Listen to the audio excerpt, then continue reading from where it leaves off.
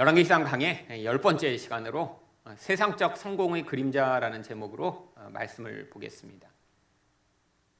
우리 1절은 이 솔로몬이 자기에게 맡겨진 모든 일을 다 마친 바로 성공적인 이야기로 시작합니다. 솔로몬이 여호와의 성전과 왕궁 건축하기를 마치며 자기가 이루기를 원하던 모든 것을 마친 때, 여러분, 어떤 사람에게 이런 평가가 내려졌다면 얼마나 성공적인 삶으로 이야기될 수 있을까요? 특별히 이 솔로몬은 하나님이 맡기신 계획하신 성전을 지었습니다. 또한 자기 왕궁은 성전보다 훨씬 더 화려하고 멋지고 크게 13년에 걸쳐서 완공을 했죠. 근데 성전만 지은 게 아니에요. 여기에 보면 자기가 이루기 원하던 모든 것을 다 마쳤다라고 합니다. 아마 영토 확장에 대한 꿈도 있었을 텐데 그것도 다 이루었고요. 주변에 있는 괴롭히던 모든 민족들도 다 평정했을 것입니다. 또 나중에 보면 성전만 짓고 자기 왕국만 지은 것이 아닙니다. 곳곳마다 큰 성들을 엄청나게 많이 지었어요. 이 나라가 이렇게 외적의 침입으로부터 방비를 잘하려면 이 지방에 있는 곳곳마다 도시마다 큰 성들을 지어야 합니다. 거기도 다 성들을 엄청나게 많이 지었죠. 여러분, 인생에 이런 사람의 인생을 성공했다라고 평가하지 않을 수 있을까요? 여러분도 만일에 이렇게 교회 다니는 분이 교회를 위해서도 아주 큰 헌신을 위해서 여러분으로 말미암아 교회가 엄청나게 잘 세워졌어요. 또 자기 일도 엄청나게 잘해서 사업에도 성공하고요. 또 가정도 잘 꾸몄어요. 그래서 한 20여 년이 지난 다음에 내가 성공했지 이 정도면 이렇게 생각하지 않겠어요?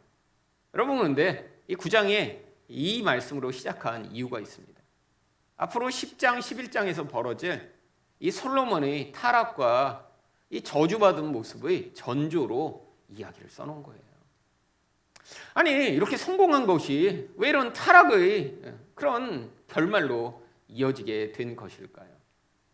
여러분, 인간이란 타락을 하면 원래 좋던 사람이 이렇게 나빠진다고 많이들 생각을 합니다. 많은 사람들이 원래 어떤 사람이 있는데 이 사람이 굉장히 훌륭해요. 그래서 자기 성취도 잘하고 그러다가 나중에 보니까 이 사람이 굉장히 나쁜 사람이 됐어요. 이렇게 되면 이건 타락했다 이렇게 생각을 하죠. 그래서 옛날에 그렇지 않은 사람이 이렇게 된 걸 타락이라고 생각을 합니다. 그래서 대부분 어떻게 생각하냐면 옛날에 저 사람 저렇게 되지 않았는데, 그래서 여러 가지 이유를 찾습니다. 나이가 들어서 타락한 거야. 원래는 되게 좋은 사람인데 나이가 들으니까 그냥 뿔 달리고 남 괴롭히고 못된 짓 하고 나쁜 짓을 해 라고 생각하기 쉽죠. 여러분, 우리도 그렇습니다. 젊을 때는 막 그렇게 나쁜 사람인 것 같지 않았어요. 근데 오히려 나이가 들면서 실수도 많아지고 욕심도 많아지고 또 고집도 많아지는 사람이 굉장히 많습니다. 여러분, 예수 안 믿는 사람만 그런가요? 아닙니다. 예수 믿는 사람들 이런 경우가 굉장히 많아요. 여러분, 문제 있는 교회들을 보면 사실은 그 문제 있는 그 원인들이 되는 대부분이 바로 그 교회에 오래 다닌 분들 때문에 문제가 됩니다. 사실 어제 제가 노회에 있는 한 교회 그 위임식에 이제 갔습니다. 근데 그 교회에 제가 가서 기도도 하고 그랬는데 참 눈물이 나더라고요. 왜냐하면 여러분한테도 제가 몇 번 말씀드렸던 참 좋은 교회라는 교회였습니다. 이름이 참 좋은 교회인데 지난 5년간 저희 노회에서 제일 문제가 많아서 재판을 수십 번 하고 하여튼 엄청나게 문제가 많다가 이제야 이제 목사님이 새로 오셔서 위임을 받은 거예요. 여러분, 근데 여기에서 지금 이 교회를 이렇게 고통스럽게 만든 원인이 다 누구냐면 그 교회에 있는 나이 드신 권사님과 장로님들이에요. 목사만 오면 쫓아내고 계속 싸움질하고, 심지어는 노회장님이 설교하러 갔는데 노회장님 강단에 올라가지 못하게 밖에서 그 장로님과 권사님들이 쫓아내갖고 노회장님이 수치를 당하고 쫓겨나오고. 근데 이제 어제 위임식에서 그 노회장님이 가서 설교를 하셨습니다. 그러면서 이제 상처를 받으셨으니까 그 얘기 하시더라고요. 내가 이게 몇 개월 전에 와서 이렇게 문전 박대당하고 쫓겨났다고. 여러분, 아니 그 교회 젊은 분들은 싸우다가 지쳐서 떠나버렸어요, 다. 한 300명 다니던 교회가 지금 10명 남았습니다. 우리 교회보다 몇 배가 커요. 근데 10명이 남았는데 그 10명이 너무너무 목사님들을 괴롭히고 막 재판을 수십 번 하고 막 그러면서 교회가 다 그렇게 된 거예요. 그분들 예수 잘 믿는다고 해서 거기 남은 분들입니다. 어떻게 된 거죠? 아니, 예수 믿다가 예수 안 믿게 된 건가요? 옛날엔 좋던 사람이 나빠진 건가요? 여러분, 바로 우리 생각이 어디에서부터 잘못됐냐면 사람이란 원래 선한 존재, 착한 존재, 젊어서 보이는 모습이 그 사람의 전부라고 생각하는 데서 문제가 시작되는 것입니다. 여러분, 젊어서는 뭐가 가능하냐면 이 사람의 마음에 있는 이 음험한 악을 감출 수 있습니다. 드러내는 게 다른 사람에 비해 훨씬 더 이제 조심하게 되고요. 또 젊어서는 이거를 드러낼 만한 기회가 잘 주어지지 않습니다. 근데 이게 드러낼 기회가 생겨요. 바로 솔로몬의 이야기가 인간 안에 있는 이 무서운 악이 어떻게 드러나고 나타나게 되는지를 보여주는 대표적인 예죠. 여러분, 이 솔로몬을 보면 나중에 어떻게 되나요? 솔로몬이 마음을 돌려 이스라엘의 하나님 여호와를 떠나게 돼요. 처음에 굉장히 좋던 사람이었습니다. 하나님이 마음을 따라 성전을 짓고 하나님이 마음을 듣겠다고 해서 하나님이 너무 기뻐하셔서 그에게 모든 지혜와 좋은 것을 주셨는데 나중에 하나님을 떠나고요. 결국은 어떻게 되냐면 결국 이제 하나님을 버리게 되죠. 여러분, 성경은 이것에 대해서 뭐라고 얘기하냐면 예수님이 이렇게 말씀하십니다. 무엇이든지 밖에서 들어가는 것이 능히 사람을 더럽게 하지 못함을 알지 못하느냐? 또 이르시되 사람에게서 나오는 그것이 사람을 더럽게 하느니라. 여러분, 인간이라는 존재가 원래 선하고 아름다운 존재였다가 나중에 나이가 들면서 어떤 영향력으로 말미암아 이렇게 추하고 더러운 존재가 된 것이 아닙니다. 여러분, 왜 솔로몬이라는 이 특별한 인물을 성경에서 보여주고 있는 것일까요? 여러분, 인간에게 이런 강력한 힘과 성공이 주어졌을 때 인간의 내면이 어떻게 반응하는지를 보여주는 대표적인 모습이죠. 여러분, 인간의 내면이라는 건 죄로 말미암아 무서운 자기 중심적 욕망을 가진 채로 존재합니다. 근데 이게 잘 표출이 안 돼요, 처음엔. 왜죠? 이 내면을 표출시키기 위해서는 조건이 필요해요. 어떤 조건이냐면 바로 내가 내 마음대로 해도 될 만한 그런 상황과 조건이 필요합니다. 여러분, 근데 인생 내내 우리는 제약을 받아요. 여러분, 아이가 태어났는데 내 마음대로 하면 어떡하죠? 엄마가 혼내죠. 아빠가 혼내고. 저도 저희 아버지한테 맨 처음 혼났을 때 아직도 수십 년이 지났지만 기억합니다. 한 4, 5살쯤 된 것 같아요. 그때의 기억은 아무것도 없는데 딱 한 가지 기억나고 있어요. 아버지가 밥을 드시다가 물 좀 떠오라고 저한테 시키셨어요. 뭐 4, 5살짜리 꼬마한테. 근데 제가 그때 딱 아버지를 보며 싫어 이렇게 했는데 그날 뭐 하여튼 엄청나게 혼났던 것 같아요. 그래서 싫어한 이후의 기억은 없는데 그날을 생각하면 벌벌 떨려요. 뭔가 내가 싫었다고 했는데 뭐가 이렇게 막 날라오고 막 그런 것 같아요, 느낌상. 그래서 아직도 어려서는 아무 기억이 없는데 그날만 기억납니다. 그날만. 내가 싫어 그랬다가 뭔가 콱 했던 그날. 여러분, 내 마음대로 했어요. 싫어. 그랬다가 어떻게 됐어요? 큰 코 다친 거죠. 여러분, 제약이 있습니다. 내 마음대로 못해요. 여러분, 나이가 들면 그럼 점점 내 마음대로 하나요? 여러분, 내 마음대로 하려다 계속 갈등이 벌어지는 거죠. 여러분, 근데 언제 내 마음대로 할 수 있죠? 힘이 주어지고 성공하면요. 아니, 솔로몬 정도 되면 내 마음대로 할 수 있어요. 내 마음대로. 솔로몬 정도의 그 정도의 성공과 솔로몬 정도의 그 정도의 능력이 있으면 그때 내 마음대로 하고요. 자기 원하는 대로 살 수가 있어요. 근데 우리가 다 원하는 거죠. 왜 이렇게 다 성공하고 싶죠? 왜 이렇게 부자 되고 싶죠? 지금이 나보다 더 나은 존재가 되길 원하죠? 다 우리 내면 안에 있는 내 마음대로 내가 꿈꾸는 삶을 살고 싶은 거예요. 근데 솔로몬이 그 모든 걸 내 마음대로 하는 삶이 되었더니 어떻게 됩니까? 내면에서부터 내 마음대로 살고자 했던 그 죄성의 그 무서운 자아가 점점 팽창해 폭발할 정도로 나타나기 시작한 거죠. 여러분, 성공에는 대가가 반드시 필요합니다. 여러분, 우리는 다 지금의 나보다 훨씬 멋진 존재가 되고 싶어요.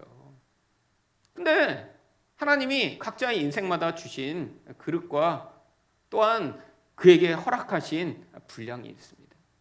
근데 그게 이제 인생에서 그걸 감사로 받아들이면 되는데, 많은 사람들이 이거보다 난 조금 더 성공해야 돼, 이거보다 더 나은 존재가 돼야 돼, 더 높은 사람이 돼야 돼, 더 강한 사람이 돼서 내가 원하는 대로 살고 싶어라는 마음이 있을 때, 그때 그 사람의 자아가 폭발하며 이제 내면에 있는 게 점점 튀어나오기 시작하죠. 여러분, 인간의 내면에서 예수님이 뭐가 튀어나온다고 하셨나요? 속에서 곧 사람의 마음에서 나오는 것은 악한 생각, 곧 음란과 도둑질과 살인과 간음과 탐욕과 악독과 속임과 음탕과 질투와 비방과 교만과 우매함이니 이 모든 악한 것이 다 속에서 나와 사람을 더럽게 하느니라. 여러분, 없는 게 생긴 게 아닙니다. 인간 안에 이게 다 있어요. 들키지만 않으면, 문제가 생기지 않는다면 다 우리 안에 있는 각자 이 더러운 것이 사실은 죄성으로 말미암아 잉태되어 있는데, 근데 그게 밖으로 표출되지 않았을 뿐이죠. 여러분, 근데 솔로몬과 같은 큰 힘을 가지게 되면, 성공하게 되면 이 내면이 밖으로 삐져나오게 되고요, 어떤 결과가 나타나게 됩니다. 여러분, 오늘 이야기는 바로 이렇게 큰 성공이 가져오는 그 대가, 그 그림자에 대해 이야기하고 있는 거예요. 여러분, 세상적으로 물론 성공하고 이름을 알리고 그래서 내 맘대로 살 수 있는 삶이 되면 참 좋을 것 같죠. 세상 사람들은 그게 유일한 꿈입니다. 내가 부자가 되면, 내가 그렇게 높은 자리에 올라가면, 내가 성공하면. 하지만 성경은 그게 얼마나 위험한 것인지를 우리에게 이야기하죠. 그래서 솔로몬으로 예를 들어준 거예요. 예를. 그렇다면 세상적 성공의 그림자는 무엇인가요? 첫 번째로 말씀에 대한 불순종입니다.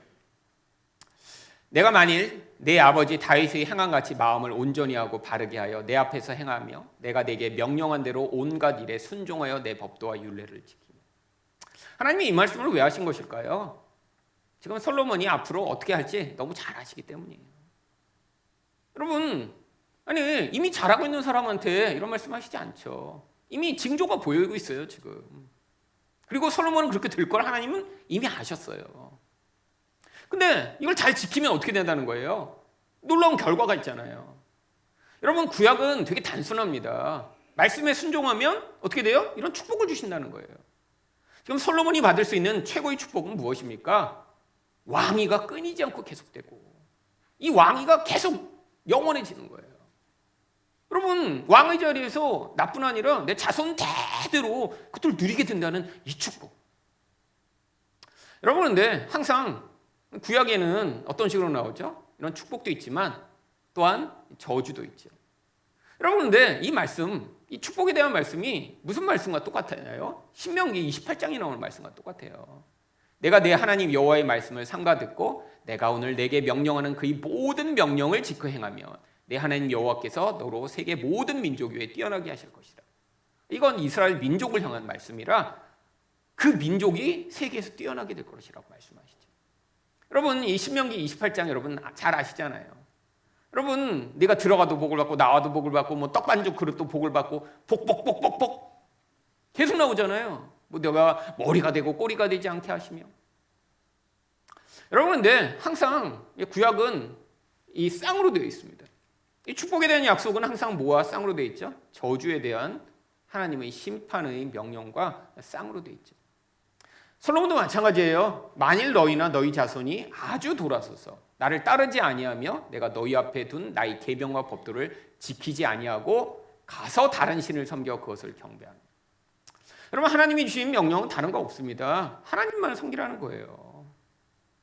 근데 그러면 어떤 저주의 명령이 따르죠? 내가 이스라엘을 내가 그들에게 준 땅에서 끊어버릴 것이요. 이게 무서운 저주죠. 여러분, 신명기도 똑같습니다. 신명기 28장에 사실은 14절까지만 축복이 나오고요, 그 4배나 되는 내용이 저주에 대한 내용이에요. 15절부터 그 뒤에 계속해서 저주가 나오는데 바로 15절에 뭐라고 말씀하시나요? 내가 만일 내 하나님 여호와의 말씀을 순종하지 아니하여 내가 오늘 내게 명령하는 그의 모든 명령과 규례를 지켜 행하지 아니하면 이 모든 저주가 내게 임하며 내게 이를 것이니. 여러분, 솔로몬은 결국 어떻게 됐나요? 후자가 되어버렸습니다. 후자. 하나님이 뭐 많은 걸 요구하신 게 아니에요. 모든 거 다 주신 다음에 그 다음에 내 명령만 따르고 나만을 섬기면 영원히 왕위가 계속될 것이다. 우리가 볼 때 이게 솔로몬은 왜 이것도 못 지켜?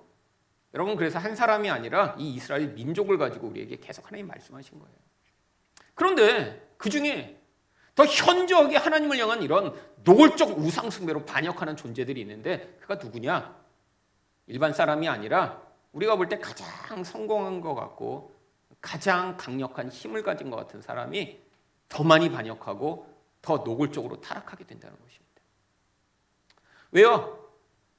바로 그 하나님 명령에 불순종하게 만드는 바로 이 내면이 이 외적인 힘과 함께 팽창하면서 자기도 그 힘을 저항할 수 없게 되어버리기 때문이죠. 여러분, 많은 사람들이 결국 일확천금을 꿈꿉니다. 여러분 일확천금 중에 사실 가장 일반적인 일확천금은 뭘까요? 복권이죠, 복권, 로또. 지금도 뭐 매주 몇십 명씩 당첨이 되잖아요. 요즘은 근데 뭐 일확천금도 아니더라고요. 그 뭐 로또 요즘 뭐 10억, 20억 당첨돼봐야 세금 떼고 나면 뭐 아파트 하나 살 수 있겠어요? 옛날처럼 뭐 100억쯤 돼야 뭐 아파트도 사고 뭐 이렇게 여유 자금이 있는데 뭐 몇억 이렇게 받았다고 뭐 아파트 한 채 못 사는데 뭐 천금까지는 안 그래요. 1억 100금 정도. 네, 1억 100금 정도. 그래도 없던 사람한테 갑자기 로또 당첨되면 얼마나 좋아요. 여러분, 근데 이 로또 당첨된 사람 치고 인생이 더 행복해지고 더 풍요로워진 사람은 100명 중에 1명도 안 됩니다. 왜요? 그 많은 돈을 어떻게 간수해야 될지를 배우지 못한 채로 갑자기 돈이 생긴 거예요. 그러니까 너무 많은 돈이 갑자기 생겨버리니까 그 돈의 힘이 그를 끌어가며 결국 통제할 수 없는 힘으로 말미암아 결국엔 가장 먼저 박살나는 게 가족 관계입니다. 아니, 힘들게 일하면서 부부가 알콩달콩 잘 살다가 갑자기 로또 당첨되고 나서 이제 바람 피기 시작하고 놀러 다니기 시작하고 쓸데없는 취미 가지고 결국 가정이 먼저 박살나요. 여러분, 자기 가정만 박살나는 게 아닙니다. 여러분, 주변에 누군가 아주 가까운 사람이 로또에 당첨됐다는 걸 안다고 생각해 보세요. 주변 모든 사람들이 벌떼처럼 달려들기 시작해요. 왜 나한테 안 주냐고, 왜 일부를 안 빌려주냐고, 왜 안 주냐고 계속 서운해하며 계속, 그래서 관계가 다 깨집니다. 관계가. 여러분, 이게 인간의 본질이죠. 결국 인간은 어때요? 힘이 주어지기 전에 내가 지금 이 모습으로 살고 있는 게 이게 내가 잘 살고 있는 게 아니라 아직 정체가 탄로나지 않았을 뿐이에요. 여러분, 젊을 때의 여러분의 모습이 본질이 아니고요. 그리고 여러분이 진짜 어떤 사람인가는 여러분이 성공했을 때, 힘을 가졌을 때 여러분의 정체가 드러나고요. 그리고 나이가 들면서 이제 더 이상 여러분이 이성으로 여러분이 힘을, 내면을 통제하지 못하는 상황이 될 때 여러분의 진짜 모습이 드러납니다. 여러분, 그래서 인간이 어때요? 결국 율법 행위에 있는 자들은 다 저주 아래에 있어서 죽을 수밖에 없어요. 여러분, 우리에게 하나님을 끝까지 사랑하고 순종하라고 맡겨주시면 솔로몬이건 아니건 어떤 사람이 와도 다 불순종하게 죽을 수밖에 없다는 거예요. 여러분, 두 가지 길밖에 없습니다. 축복과 저주밖에 없는데 하나님이 복을 받으려면 한 가지 조건밖에 없어요. 어떤 조건이요? 항상 모든 말씀을 순종해야 되니까 불가능한 거예요. 그래서 하나님이 어떤 대안을 주셨냐면 바로 이 새 언약을 맺으시겠다고 약속을 주셨습니다. 내가 이스라엘 집과 유다 집에 새 언약을 맺으리라. 여러분, 이 새 언약은 뭔가요? 하나님이 완벽하게 이제 우리에게 언약을 맡겨놓으시는 게 아니라요, 하나님이 하시겠다는 거예요. 그래서 어떻게 하십니까? 내가 나의 법을 그들의 속에 두어 그들의 마음에 기록하여 나는 그들이 하나님이 되고 그들은 내 백성이 될 것이라. 여러분, 어떻게 하시냐면 이제 성령으로 우리에게 오셔서 우리 마음에서부터 하나님의 뜻에 복종하는 자들을 만들어내시는 것입니다. 여전히 우리 한쪽은 솔로몬이에요. 내 안에 조금만 힘이 주어지면 그 힘을 가지고 나를 확장시켜서 내가 원하는 삶을 살고자 하는 게 우리 한쪽 면인데, 다행스럽게 그 모습만 가지고 살아가다가는 멸망받고 저주받을 수밖에 없으니까 하나님이 성령으로 새 마음을 시작하신 것입니다. 이제 우리 안에는 두 가지 마음을 가지고 우리가 살아가게 됐어요. 물론 아직 솔로몬처럼 큰 힘이 주어져 있지 않기 때문에 아직 솔로몬과 같은 큰 타락을 안 했을 뿐이죠. 우리는 다 가능성을 가지고 있습니다. 왜요? 뭘 보면 알 수 있어요? 우리 안에 욕망이 있잖아요. 아, 나도 더 성공하고 싶다. 더 부자 되고 싶다. 더 큰 사람이 되고 싶다. 더 유명해지고 싶다. 여러분 마음에 그 모든 것이 다 사라지고 아무도 부럽지 않고 지금 하나님이 주신 그거에 너무 만족하고 감사하며 살고 있다면, 여러분의 내면에는 지금 솔로몬과 같은 옛사람은 지금 많이 줄어든 거고요. 성령으로 충만한 삶이라고 할 수 있겠죠. 근데 이것도 잘 모릅니다. 기회가 주어지지 않았을 뿐인지도 몰라요. 여러분, 저도 몰라요. 저도. 여러분, 지금 사실 이 교회는 제가 옛날에 꿈꾸던 교회는 아니었습니다. 왜요? 저는 한 번도 개척할 생각을 안 해봤거든요. 왜? 제 안에 있는 제가 바라보던 그림의 크기는 아주 큰 거였거든요. 그러니까 저도 옛날에는 솔로몬과 같은 마음을 꿈꾸고 있었죠. 근데 얼마나 감사한 게 하나님이 제가 솔로몬이 되지 않도록 그냥 짜부시켜 버리셨죠. 그래서 지금 제가 그래도 너무 감사한 건 이 짜부된 교회를 보면 너무 감사해요. 왜요? 아, 내가 솔로몬이 되지 않도록 하나님이 얼마나 큰 은혜를 베푸셨는가. 왜요? 제 안에 가능성이 있는 게 사라졌을까요? 아니죠. 사라지지 않았습니다. 솔직히 많은 사람들이 있는 데 가서 설교하면요, 훨씬 힘이 나요. 그건 사실이에요. 인원이 많아질수록 더 힘이 많이 납니다. 기대도 되고요. 그렇잖아요? 인원이 적을수록 반응도 별로예요. 사람 많은 데 가서 설교하면요, 그리고 사람 많은 데 가면 주로 예화를 많이 하니까 예화 중심. 말씀은 조금, 나머지 그냥 제 인생에 고난 당한 예화하면 다들 좋아하세요. 여러분, 그러니까 제가 보면 내가 이렇게 이 큰 물에서 놀 가능성은 있었구나. 사실 3월 달에 또 제가 어디 집회를 갑니다. 큰 교회거든요. 그랬더니 좀 기대가 되더라고요. 이게 오랜만에 또 이렇게 큰 데 가서 한번 이렇게 놀아보리라. 여러분, 그 인간 안에 있는 솔로몬적 마음이죠. 근데 하나님이 너무 감사하게 내 안에 그 가능성을 하나님이 이렇게 드러내 비참해지지 않도록 하나님의 은혜를 주셨구나. 내가 감당할 만하게. 그러니까 그게 감사한 거예요, 지금은. 여러분, 제가 그래서 여기를 탈출하고 싶거나 나는 이렇게 큰 데 가서 놀아야 돼, 그런 마음 없습니다. 가끔씩 기회가 주어지면 가서 할 뿐이죠. 부럽지도 않아요. 근데 여러분, 우리 다 마찬가지죠. 누군가 여러분 부러운 사람이 있으세요? 나도 저 사람처럼 됐으면 좋겠는데 왜 나는 그런 능력과 기회를 안 주셨지? 지금 우리 안에 이 솔로몬이 자꾸 기회를 염탐하고 있는 거예요. 여러분, 이게 문제가 어떤 문제가 있는 줄 아세요? 솔로몬처럼 이런 큰 힘을 받는 사람은 아주 드뭅니다. 제가 볼 때 여기 있는 분이 갑자기 막 대박을 치거나 막 신문에 여러분이 얼굴이 나오거나 이런 가능성은 제가 없을 것 같아요. 이미 거의 정해지셨습니다. 다. 그러니까 우리는 그렇게 갑자기 막 엄청나게 성공할 가능성은 별로 없잖아요. 그러면 어떻게 될까요? 우리 안에 이 솔로몬이 자꾸 불만족하게 만듭니다. 비교하게 만들어요. 이미 주신 게 너무 감사해요. 근데 그 감사를 감사로 받아들이지 못하게 만들고 원망하고 불평하게 만들어요. 내 삶에 하나님의 은혜가 없었다면 어떻게 되셨을까요? 여러분, 근데 여러분 주변 사람을 향해 그 감사가 있으신가요?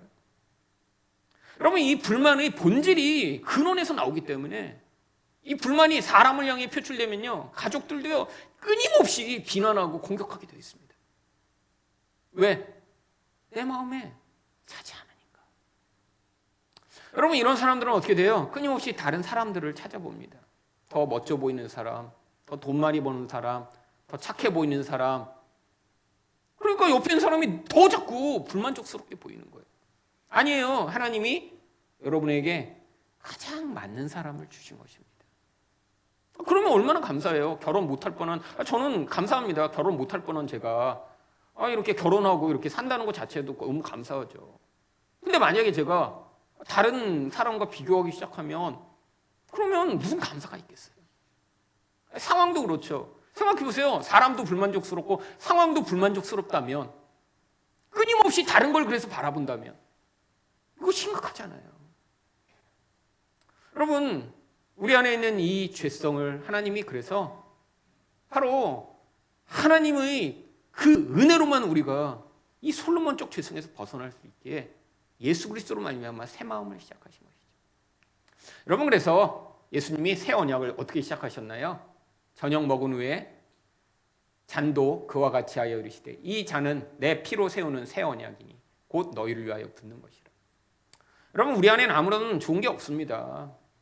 그래서 예수님이 피로 말미암아 저주를 대신 받으시고 우리를 이 무서운 불순종의 죄악으로부터 벗어나게 하신 거예요. 여러분, 우리도 다 가능성을 가진 존재들입니다. 근데 우리 안에 하나님이 새 마음을 시작하셨다면 우리 안에서 결국 이 솔로몬과 같은 마음이 자꾸 잘못된 것이구나 깨달음이 있고요. 한편으로 하나님, 내 안에서 이 새 마음으로 말미암아 하나님의 뜻에 순종하는 마음을 허락해 달라는 마음이 여러분 안에서 새롭게 생기시겠죠. 여러분, 예수 믿는다는 건 그래서 이 두 가지 마음이 끊임없는 싸움입니다. 여러분, 솔로몬이 하나님을 영화롭게 하려고 성전을 지었지만 한편에서는 자기를 영화롭게 하고자 자기 집을 더 크게 지은 것처럼 끊임없는 마음으로 싸우는 거예요. 여러분, 결론이 뭔가요? 바로 복음으로 끝납니다. 그래서 솔로몬이 이렇게 우상 숭배하고 하나님을 떠났더니 하나님이 버리시고 지옥에 보내셨나요? 아니에요. 하나님이 그런 솔로몬마저도 구원해 주시는 하나님이심을 성경이 보여주죠. 여러분, 전도서에서 솔로몬이 뭐라고 고백하나요? 내가 인생에서 하고 싶은 거 다 해봤다. 결론이 뭐예요? 근데 헛되다. 그리고 전도서 마지막을 뭐라고 마무리하나요? 오직 여호와를 경외하라. 여러분, 우리에게도 하나님이 이 낭비할 시간을 주시지 않고 이것들을 보여주신 게 이 순종이 정말 중요한 것이구나. 내가 더 싸워야겠구나. 이 솔로몬적 죄악을 내가 십자가에 못 박고 내 안에서 새 사람이 하나님의 뜻에 순종하여 살아가는 그 은혜를 누리고자 여러분이 기도하실 때 하나님이 우리 안에 있는 이 추하고 더러운 모습을 하나님이 제거하시고 여러분이 나이가 들수록 더 아름다운 모습의 하나님의 사람으로 드러나시기를 예수 그리스도 이름으로 축원드립니다. 두 번째로 세상적 성공의 그림자는 무엇인가요? 사람들의 도구화입니다. 여러분, 영적으로 본질 안에서 잘못되기 시작하면 반드시 나타나는 결과가 사랑의 관계가 깨지는 거예요. 물론 가장 가까운 관계부터 깨집니다. 근데 이 솔로몬처럼 성공하고 힘이 많고 왕이 되면요, 이 단위가 커요. 단위가 그냥 옆에 있는 아내 괴롭히고 남편 괴롭히고 자식들 힘들게 하고 이 정도가 아니라 국가 단위로 영향을 미칩니다. 여러분, 솔로몬이 엄청나게 큰 은혜를 사실 받았어요. 누구로부터요? 솔로몬이 두 집 곧 여호와의 성전과 왕궁을 20년 만에 건축했어요. 근데 어떻게 건축할 수 있었죠? 바로 두로왕 히람이 20년 동안 도와줬습니다. 20년 동안. 여러분, 이 성전 건축하는데 제일 중요한 두 가지 재료가 하나는 백향목이랑 하나는 황금이에요. 근데 이 두로 북쪽에 레바논이라는 땅이 있어서 거기서 이 백향목을 무한대로 공급해 줬고요. 20년 동안.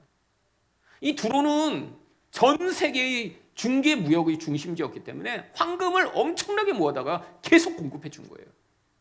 그래서 얼마나 많은 황금을 줬는지 성전을 다 황금으로 도배를 했습니다.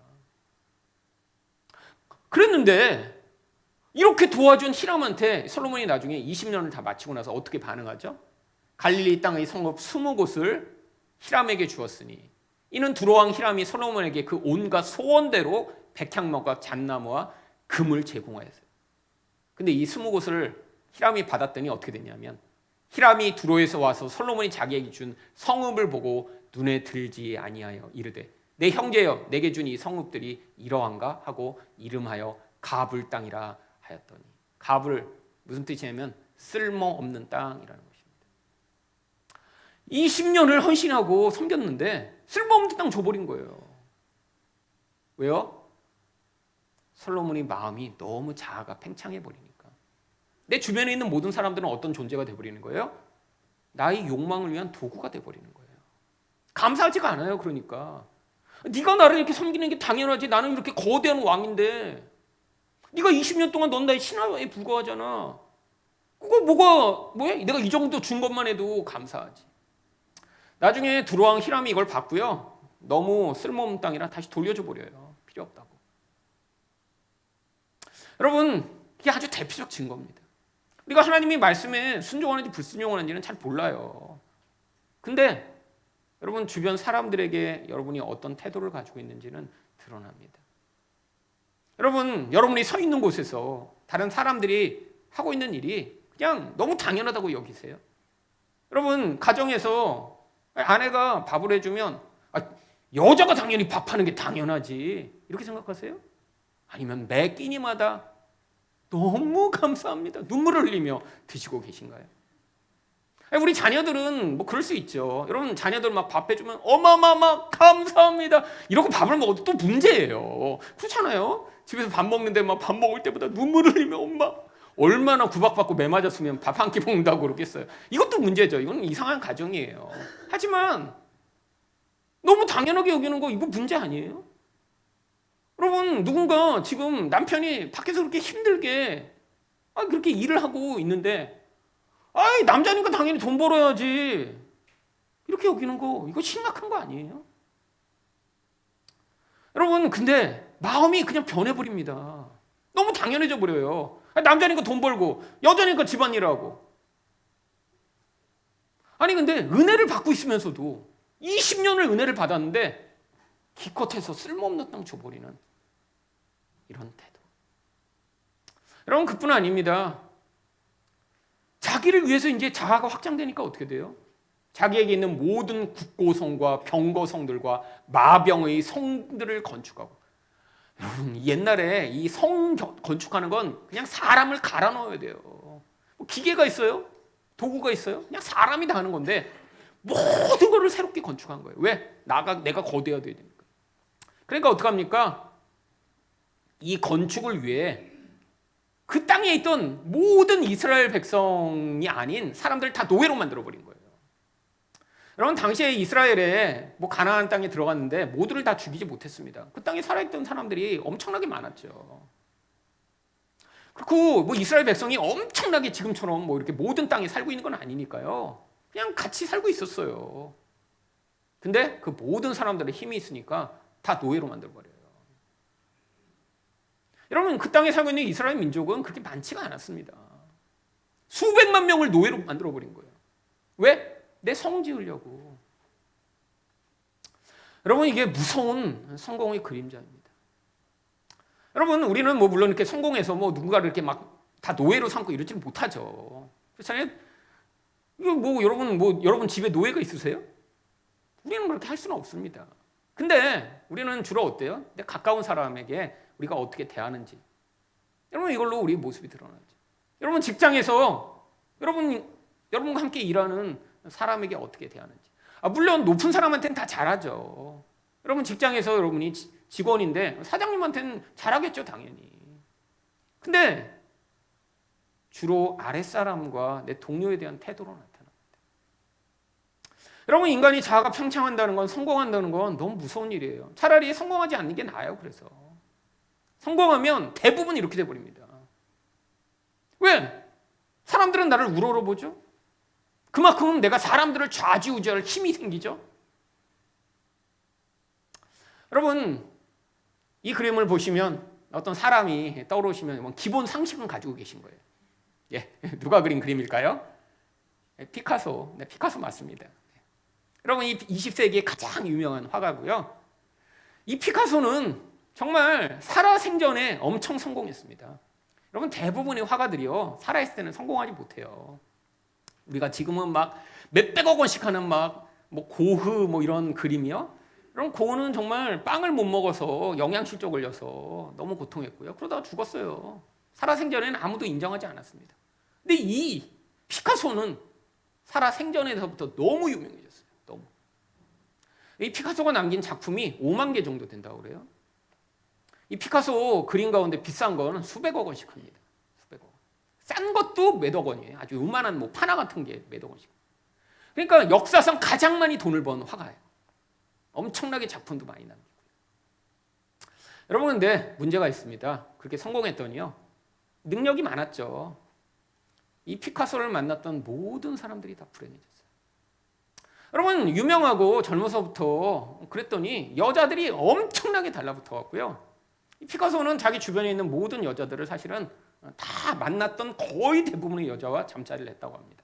그래서 이 피카소와 잠자리를 했던 여자의 수가 추정컨대 수백에서 많게는 수천까지 된다고 그래요.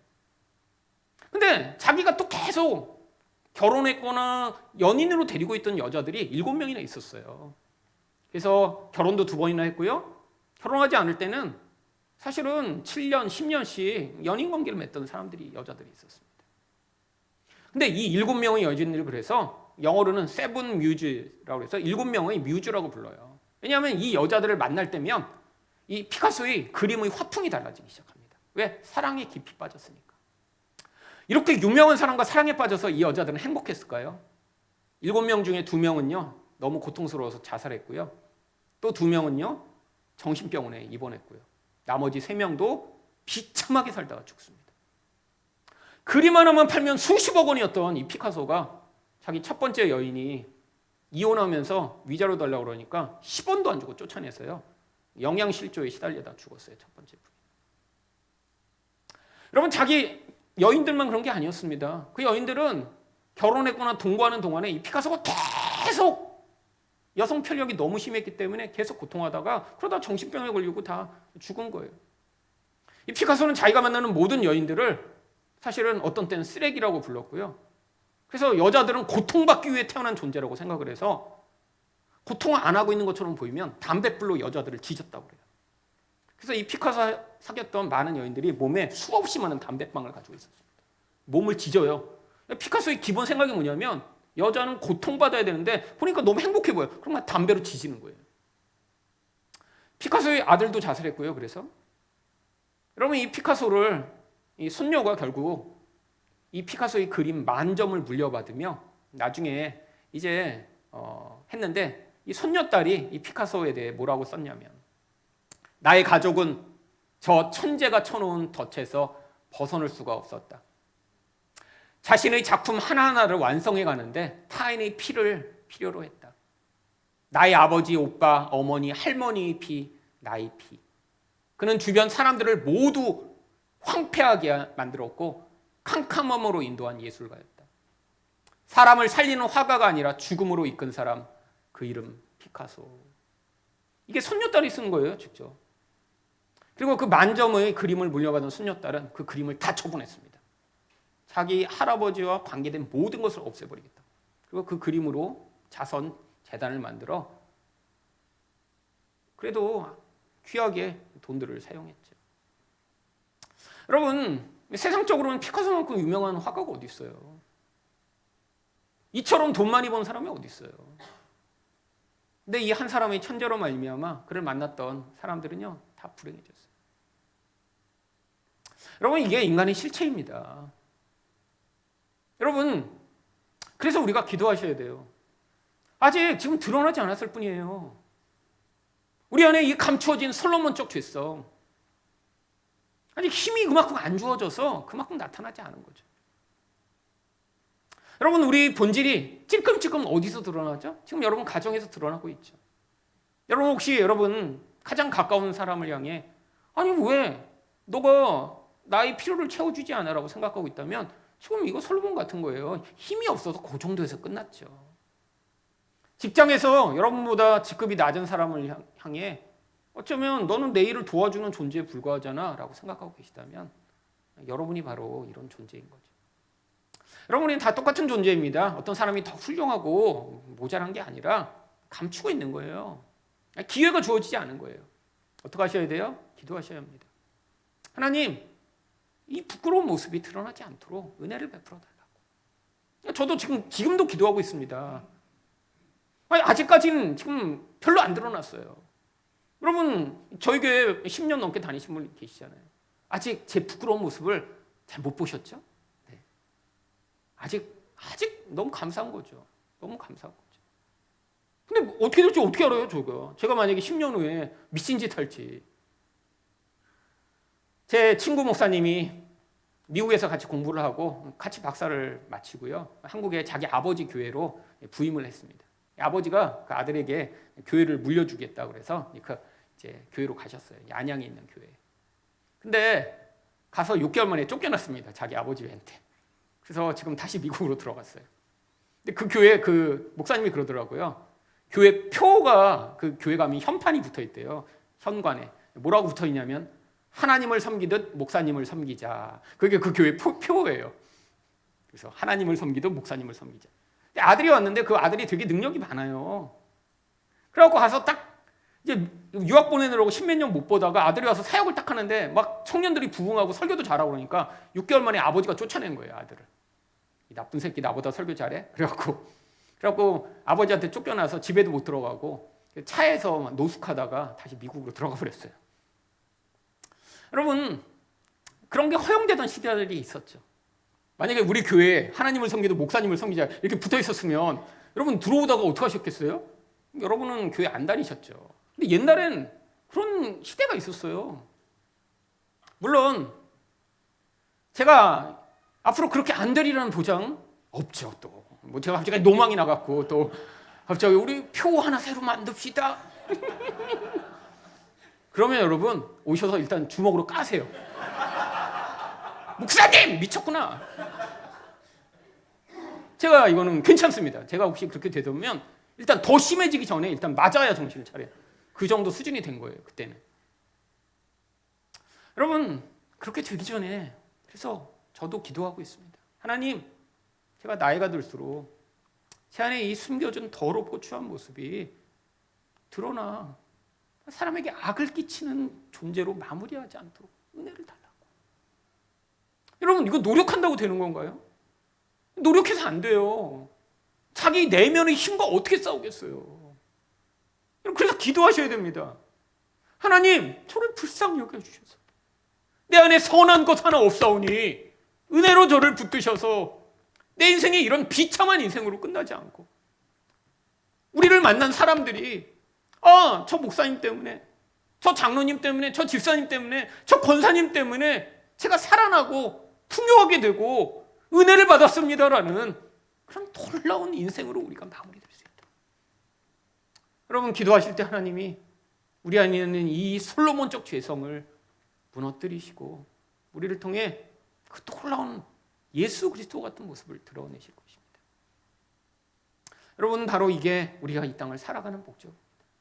이게 또 솔로몬 같은 인생을 하나님이 보여주신 목적이에요. 이런 인생, 더럽고 추한 인생으로 살지 말고 세상에서 약하고 성공하지 못한 것처럼 보여도 바로 그 하나님 나라의 아름답고 멋진 모습을 보여주는 인생으로 마무리하라고. 바로 이런